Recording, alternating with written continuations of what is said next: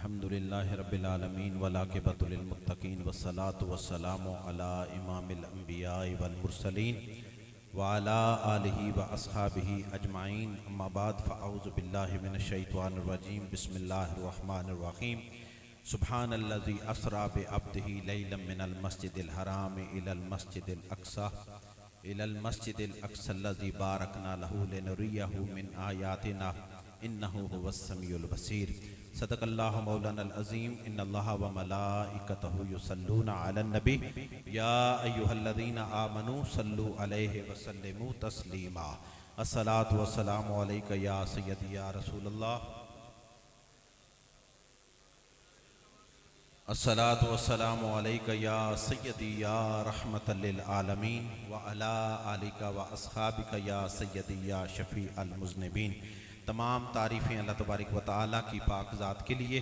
جو اپنی ذات اور اپنی صفات میں لا شریک ہے۔ ان گنت درود و سلام ہمارے آقا و مولا، ہمارے ملجا و ماوا جناب محمد مصطفیٰ احمد مجتبیٰ صلی اللہ علیہ وآلہ وسلم پر، جن کے ذریعہ سے ہمیں ایمان نصیب ہوا۔ لا الہ صلی اللہ علیہ وآلہ وسلم۔ اللہ پاک ہمیں اسی ایمان پر زندہ رکھے اور اسی ایمان کے ساتھ ہمیں اس دنیا سے اٹھائے۔ حضرات محترم، آج ہم اور آپ اللہ اور اس کے پیارے رسول نبی آخر الزمان حضرت محمد مصطفیٰ احمد مجتبیٰ صلی اللہ علیہ وآلہ وسلم کی رضا کی خاطر اللہ اور اس کے رسول کے ذکر کے لیے حاضر ہیں۔ یہ آج کے تمام ذکر و اذکار، یہ اہتمام و انصرام، یہ منتظمین محفل جناب محترمی محمد امجد حسین نقشبندی صاحب، جناب اصغر علی نقشبندی صاحب، جناب افضل سندھو صاحب، اور بھی جتنے بھی منتظمین محفل نے اپنی بڑھ چڑھ کر اس محفل پاک کو سجانے کی کوشش کی، اللہ پاک ان کی کاوش کو اپنی بارگاہ عالیہ میں قبول و منظور فرمائے۔ بڑی محبت بھری، رحمتوں بھری، کرم نوازیوں والی یہ گھڑیاں ہیں اور آپ اللہ اور اس کے رسول کے گھر میں بیٹھے ہوئے ہیں۔ ہماری خوش قسمتی ہے کہ آج کی رات ہمیں شب معراج کی رات ملی ہے۔ منتظمین محفل کو بھی اور ہم سب کو یہ ہمارے لیے خوش قسمتی ہے کہ ہم اللہ اور اس کے رسول کے ذکر کے لیے بیٹھے ہیں۔ الحمدللہ تعالی میلاد بھی ہمارے حصے میں آیا ہے اور معراج بھی ہمارے حصے میں آئی ہے، اور انشاءاللہ تعالی میلاد بھی بڑھ چڑھ کر انعقاد کیا کرتے ہیں اور معراج بھی بڑھ چڑھ کر انعقاد کیا کرتے ہیں۔ لہٰذا دعا ہے، جتنی خوبصورت انداز کے ساتھ بڑی دیر ہو چکی ہے ہمارا یہاں پر آنا، یہ آج میں دل سے یہ میں کہا نہیں کرتا کہ میں اس حالت میں تھا، بخار کی کیفیت تھی اور اس میں یہ دوستوں کی ان کی محبت ہے اور ان کا پیار ہے کہ آج آنے کے قابل تو نہیں تھا اور ماشاءاللہ اتنی زیادہ دیر بیٹھنے کو بھی مل گیا۔ لہٰذا کوشش کریں گے کہ بڑے مختصر سے وقت میں آپ کو یہ سمجھایا جائے۔ ہمارے آستانہ علیہ چورا شریف میں ہمیں بزرگ حضرات بتلایا کرتے تھے کہ آپ کی توجہ طلب بات ہے کہ وہاں پر جتنے بھی علماء کرام تشریف لایا کرتے تھے، یہ ہماری شاید پیدائش سے پہلے کی بات ہے، لیکن بزرگ حضرات بتایا کرتے تھے 3-4 علماء کرام جب وہاں پر تشریف لایا کرتے تھے تو وہاں پر اگر کسی عالم دین نے قل واللہ احد کی آیت کو تلاوت کر دیا نا، باقی بھی جتنے علماء آیا کرتے تھے نا، وہ پھر اسی کی اپنے انداز میں تفسیر بیان کیا کرتے تھے۔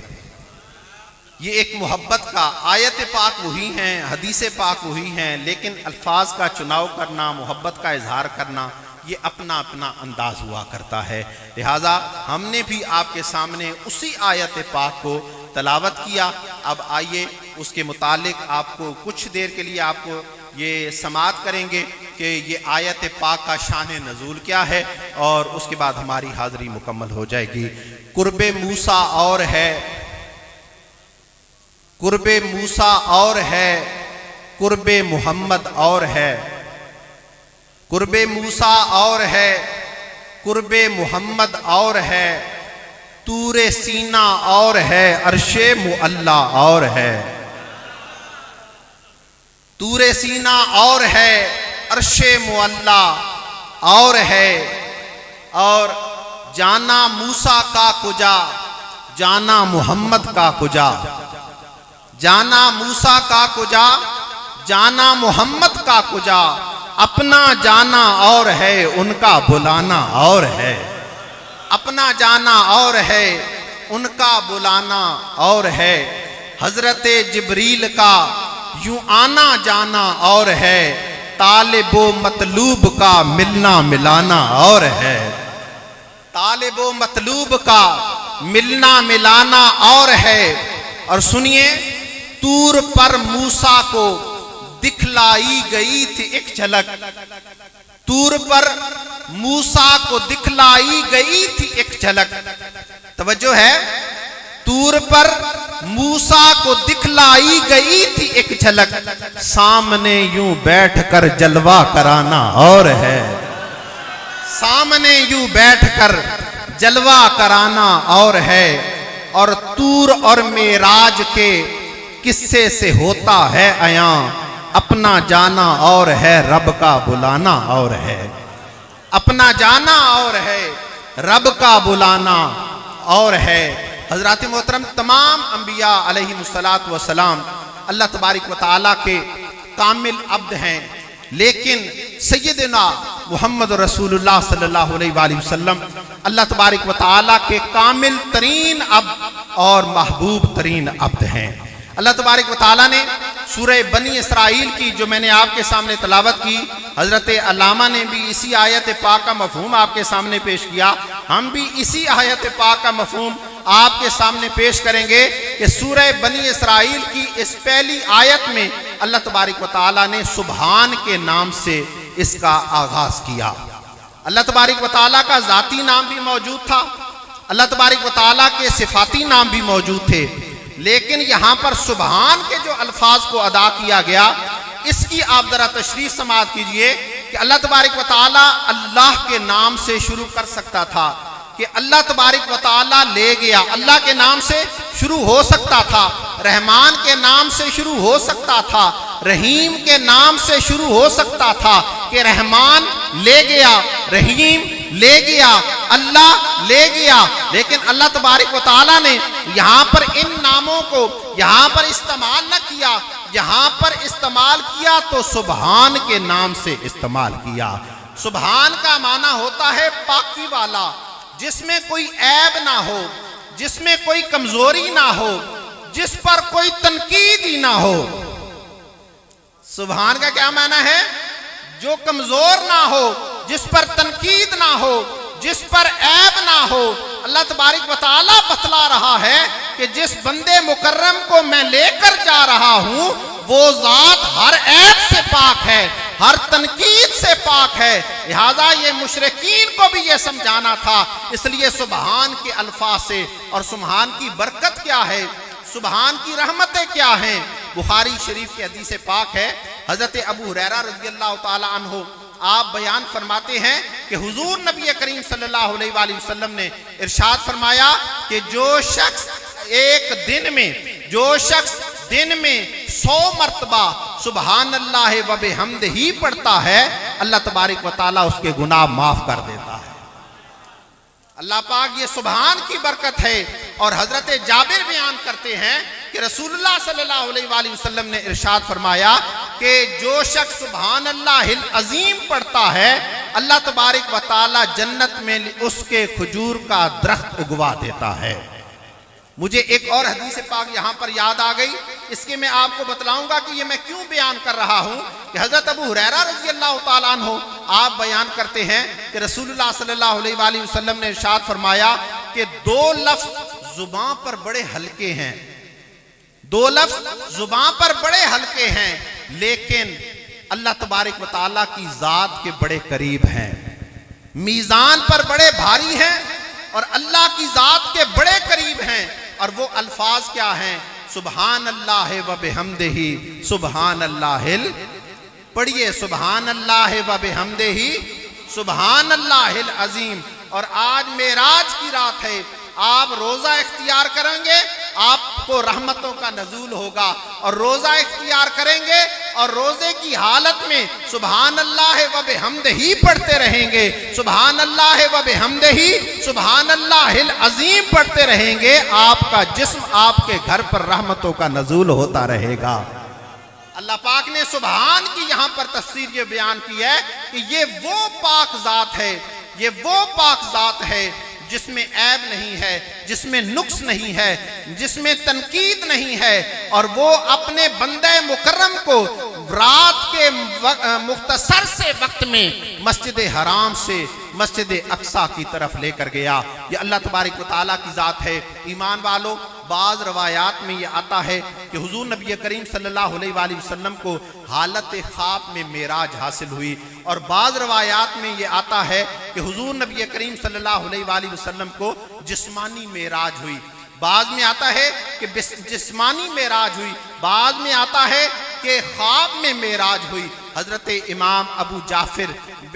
हज़रत इमाम मोहम्मद बिन जाफ़िर जरीर तबरी रहमतुल्लाह अलैह, आप अपनी सनद के साथ रवायत करते हैं कि उतबा बिन मुगीरा बयान करते हैं कि हज़रत मुआविया बिन अबी सुफियान रज़ी अल्लाह ताला अन्हो से जब आपसे मेराज के मुतालिक पूछा गया सहाबी रसूल से, तो उन्होंने कहा कि हुजूर नबी करीम सल्लल्लाहु अलैहि वसल्लम अल्लाह तबारक व तआला की तरफ से, हुजूर अल्लाह तबारक व तआला की तरफ से ये हुजूर अलैहिस्सलातु वस्सलाम के लिए एक सच्चा ख्वाब था। और मोहम्मद बयान करते हैं कि मुझसे बाज अबी बकर की, हजरत अबू बकर की औलाद मुझे अक्सर ये पूछा किया करती थी कि मेराज के मुतालिक, तो आप फरमाते हैं कि हजरत मोहम्मद बिन के आप फरमाते हैं कि जो हजरत अम्मा आयशा सिद्दीक़ा रज़ी अल्लाह ताला अन्हा आप फरमाया करती थी कि हुजूर नबी करीम सल्लल्लाहु अलैहि वसल्लम का जिस्म मुबारक गुम नहीं हुआ था, बल्कि अल्लाह तबारक व तआला ने आपको ख्वाब में मेराज अता की थी। यहाँ पर सल्लमा बयान करते हैं कि इब्ने इसहाक का यहाँ पर यह कहना है कि मैं सिर्फ आपको यही बात समझानी है कि इब्ने इसहाक का ये कहना है कि हज़रत आयशा सिद्दीक़ा रज़ी अल्लाह ताला अन्हा से ये जो रवायत बयान की गई है, ये जो रवायत नकल की गई है, गुम होने वाला फरमाते हैं कि इस पर इनकार नहीं आया, इसका इनकार नहीं किया गया, बल्कि फरमाते हैं कि इसकी तायीद सूरह बनी इसराइल की आयत नंबर 60 में हुई कि अल्लाह पाक इरशाद फरमाता है वमा जअलना रूयल्लती अरैनाका इल्ला फितनतल लिन्नास, कि अल्लाह पाक फरमाता है कि वो जलवा जो हमने शबे मेराज दिखलाया गया और बाज लोग इस फितना में, इस आजमाइश में मुब्तला हो गए। तो आप फरमाते हैं कि ये जो रवायत बयान की गई है ये ख्वाब की हालत में है, और इसमें रोया का माना जो होता है वो ख्वाब की हालत हुआ करती है। आप तवज्जो करेंगे आपको इस बात की समझ आएगी। फरमाते हैं मुफस्सिरीन कराम कि ये जो रोया का माना होता है ये ख्वाब की हालत हुआ करती है, इसलिए हुजूर अलैहिस्सलातु वस्सलाम को हालत ख्वाब में मेराज करवाई गई। अब ईमान वालों, यहाँ पर हजरत इमाम जाफिर, अब यहाँ पर जो ये वमा जअलना रूयल्लती, उलमाए कराम का जमहूर उलमा के नज़दीक इस बात पर फतवा है और तमाम इस पर इत्तेफाक करते हैं कि हुजूर नबी करीम सल्लल्लाहु अलैहि वसल्लम को जिस्मानी मेराज हुई है। जो मैंने आपको उसकी जो ख्वाब की दलील है वो हज़रत इब्राहीम अलैहिस्सलातु वस्सलाम से हासिल करते हैं कि जब हज़रत इब्राहीम अलैहिस्सलातु वस्सलाम ने ख्वाब देखा कि वो अपने बेटे को ज़बह कर रहे हैं, और जब उठे तो आपने अपने बेटे को ये फरमाया कि बेटा मैंने ख्वाब में देखा है कि मैं आपको ज़बह कर रहा हूँ, और आप इन अल्फाजों पर गौर करो, आप इन अल्फाजों पर तवज्जो करो कि तुम्हारी इसके मुताल्लिक क्या राय है। तो बेटे ने कहा कि जो अल्लाह पाक ने आपको हुक्म फरमाया है आप उस हुक्म को बजा लाइए। जब हज़रत इब्राहीम अलैहिस्सलातु वस्सलाम ने उस ख्वाब को पूरा करते हुए, मुफस्सिरीन कराम फरमाते हैं कि हज़रत इब्राहीम अलैहिस्सलातु वस्सलाम ने जब उस ख्वाब को पूरा किया और अपने बेटे को ज़बह कर दिया, तो बाज़ ये रवायात में मुफस्सिरीन कराम फरमाते हैं कि इसका माना ये बनता है कि हुजूर नबी करीम सल्लल्लाहु अलैहि वसल्लम को हालत ख्वाब में मेराज हासिल हुई है। हज़रत ये वो मुफस्सिरीन कराम ने जिन्होंने ये साबित किया है कि ख्वाब में हुजूर नबी करीम सल्लल्लाहु अलैहि वसल्लम को मेराज हासिल हुई है।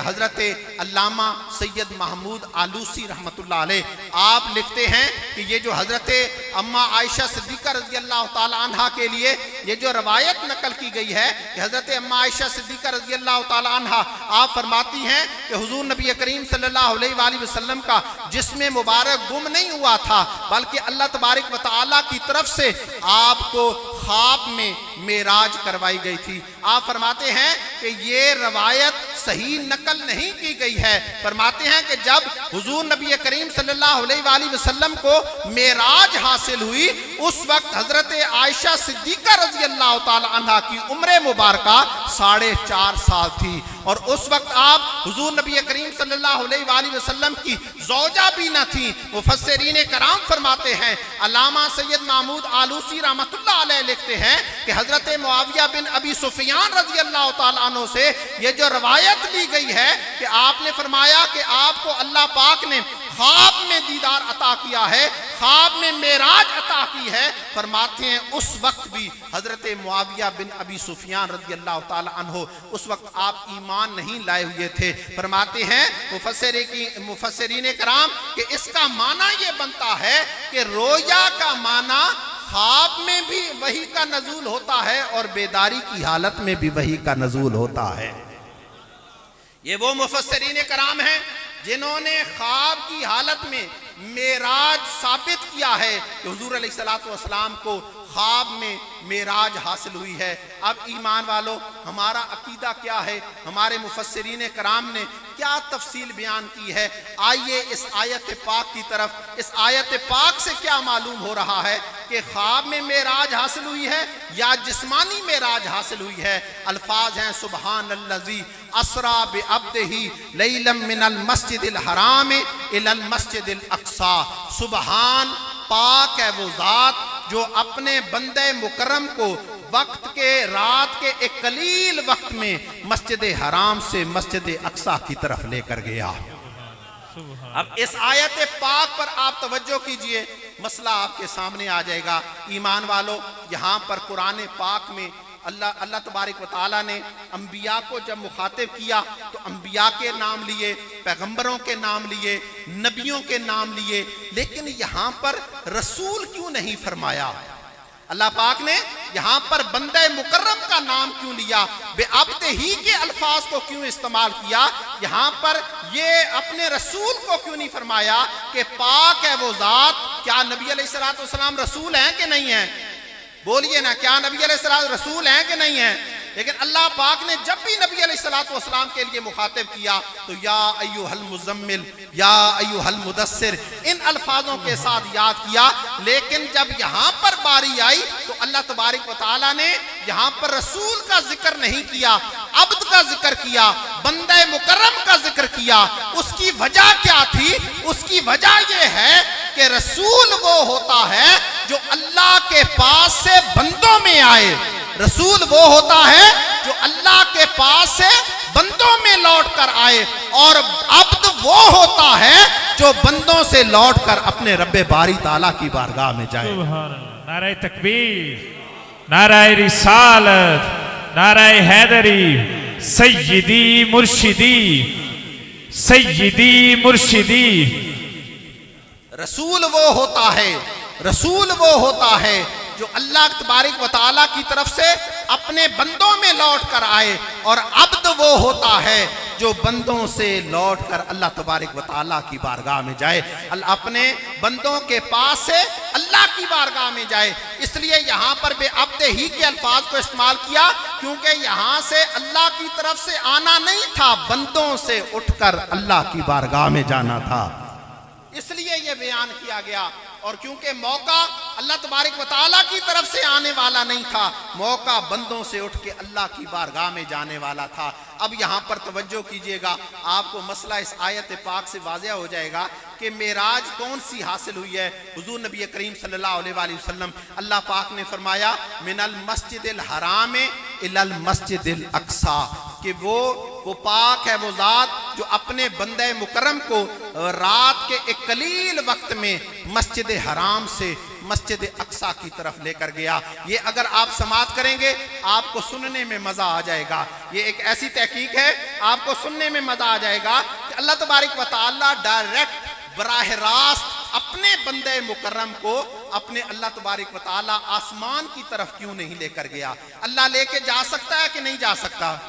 جا سکتا ہے نا۔ اب سوال یہاں پر یہ پیدا ہوتا ہے کہ اللہ پاک نے یہ الفاظ کیوں ارشاد فرمائے کہ من المسجد الحرام الی المسجد الاقصی؟ اس کی تحقیق کیا ہے یہ سماعت کیجئے گا کہ اللہ کی ذات براہ راست آسمانوں تک اپنے محبوب کو کیوں نہیں لے کر گئی؟ اس کی وجہ کیا تھی؟ اس کی وجہ کیا تھی کہ جو مشرکین تھے، جو منکرین تھے، وہ حضور نبی کریم وہ آسمان کے متعلق تو جانتے ہی کچھ نہیں تھے۔ آسمان کی تجلیات، آسمان کے درجات، آسمان کے طبقات اور آسمان کے سدرہ اور سدرہ سے اوپر کے حقائق کو مشرکین نے تو دیکھا ہوا ہی نہ تھا، مشرکین اس کو جانتے ہی نہ تھے۔ من المسجد الحرام الی المسجد الاقصی کی طرف لے کے جانے میں حکمت یہ تھی کہ اللہ تبارک و تعالیٰ اب مشرکین کو یہ بتلانا چاہتا تھا، انکار کرنے والوں کو یہ بتلانا چاہتا تھا کہ یہ وہ بندہ ہے جنہوں نے مسجد اقصی کی سیر کر کے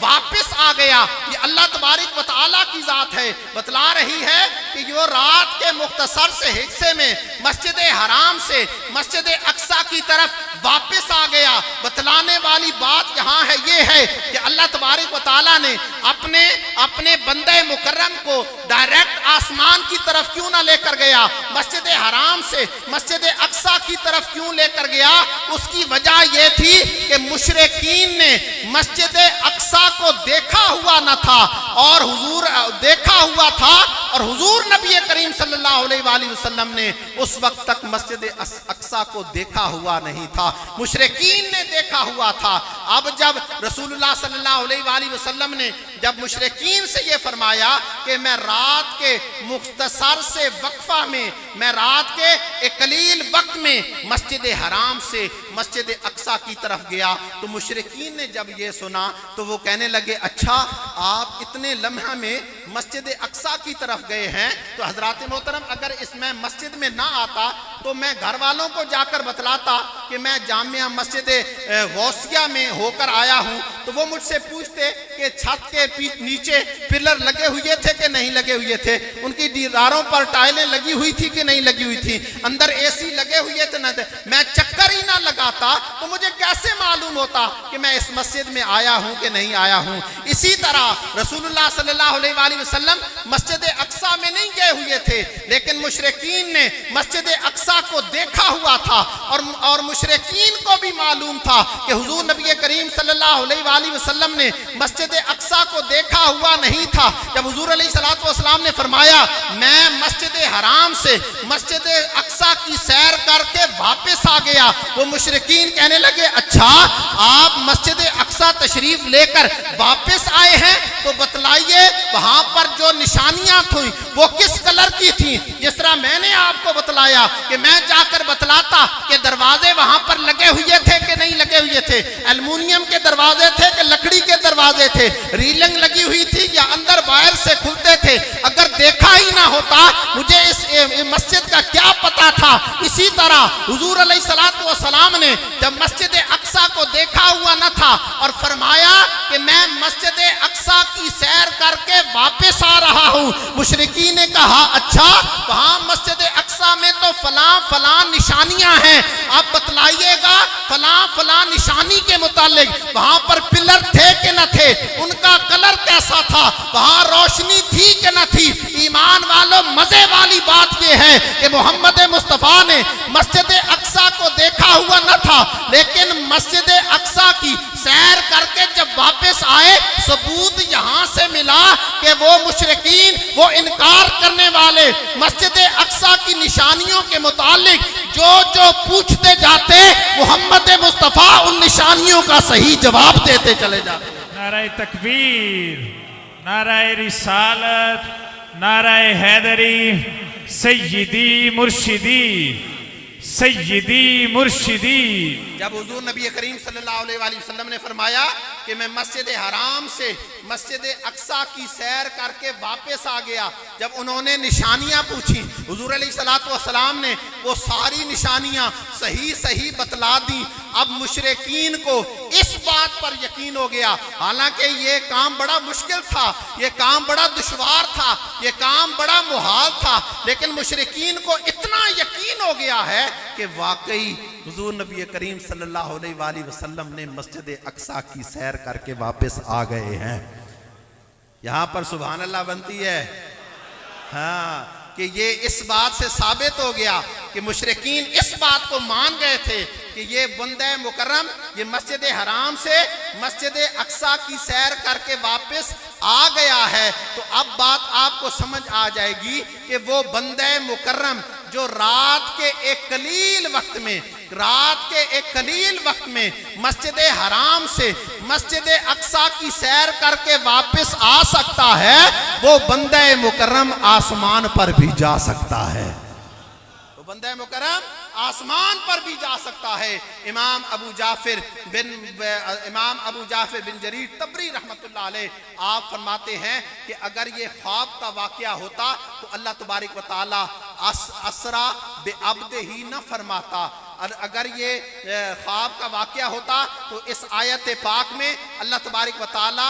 اسرا بروح عبد ہی فرماتا، عبد ہی نہ فرماتا۔ لہذا فرماتے ہیں کہ یہ جسمانی آپ فرماتے ہیں کہ یہ جسمانی معراج حاصل ہوئی ہے، کیونکہ حدیث پاک سے یہ بات ثابت ہو چکی ہے کہ حضور نبی کریم صلی اللہ علیہ وآلہ وسلم کے لیے براق منگوایا گیا۔ حضور علیہ السلام نے مسجد اقصی میں انبیاء اور رسل کو نمازیں پڑھوائیں، اور رسول اللہ صلی اللہ علیہ وآلہ وسلم کو مسجد اقصی کی نشانیاں دکھلائیں گئی۔ فرماتے ہیں یہ جسمانی معراج تھی، اگر یہ جسمانی معراج نہ ہوتی تو حضرت ام ہانی رضی اللہ تعالی عنہ حضور علیہ السلام کی بارگاہ میں یہ عرض نہ کرتی کہ یا رسول اللہ صلی اللہ علیہ وآلہ وسلم آپ نے یہ جو واقعہ میرے سامنے پیش کیا ہے یہ لوگوں کو نہ بتلائیے گا، وہ آپ کی تکذیب کریں گے، وہ آپ کو جھٹلا دیں گے، آپ کے فیصلے کو قبول نہیں کریں گے۔ لہذا مشرکین کا جھٹلانا، ان کا انکار کرنا، مسجد حرام سے مسجد اقصی پر یقین کر لینا اور آسمانوں تک کا یقین نہ کرنا، لہذا یہ مشرکین کی بدقسمتی ہے کہ جنہوں نے اس پر ایمان لایا، انہوں نے اپنے ایمان کو قائم کر لیا۔ تبھی تو اللہ پاک نے فرمایا کہ ہم نے ایسے لوگوں کو آزمائش میں بھی مبتلا کیا ہے۔ لہذا جنہوں نے جسمانی معراج کو نہ مانا، جس نے جسمانی معراج کو نہ مانا، فرماتے ہیں کہ وہ اپنے ایمان سے بھی خارج ہوتا چلا گیا، اپنے اللہ تبارک و تعالیٰ سے۔ اور مفسرین کرام فرماتے ہیں کہ جو براق کا لانا لے گیا، براق کا لانا اس کی دلیل ہی یہ ہے کہ کسی شخصیت کو لے کر جایا جا رہا ہے۔ اگر یہ خواب کی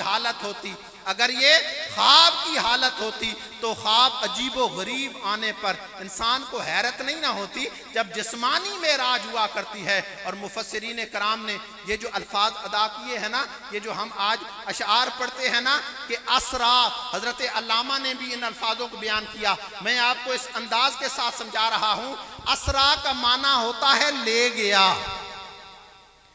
اسرا کا معنی ہوتا ہے لے گیا۔ جب اللہ تبارک و تعالیٰ اپنے محبوب علیہ السلام کو آسمان پر لے گیا، تبھی تو ہم پڑھا کیا کرتے ہیں کہ دھرتی سے اٹھا افلاک چڑھا، دھرتی سے اٹھا افلاک چڑھا، ممتاز پہ غل تھا چاروں طرف، ممتاز پہ غل تھا چاروں طرف، لوحق سے ملنے صلی علی محبوب ہمارا جاوت ہے، لوحق سے ملنے صلی علی محبوب ہمارا۔ پڑھیے مل کے، یہ معراج کی رات ہے، آج کی رات ہی تو یہ پڑھنے والا ترانہ ہے۔ دھرتی سے اٹھا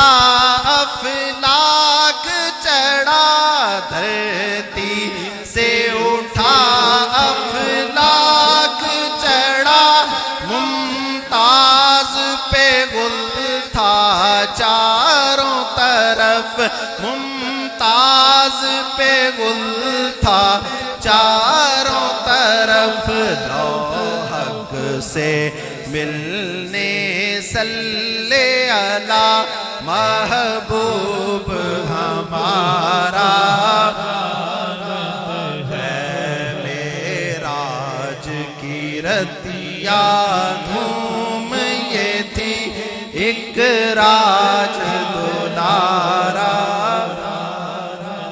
मेराज की रात है,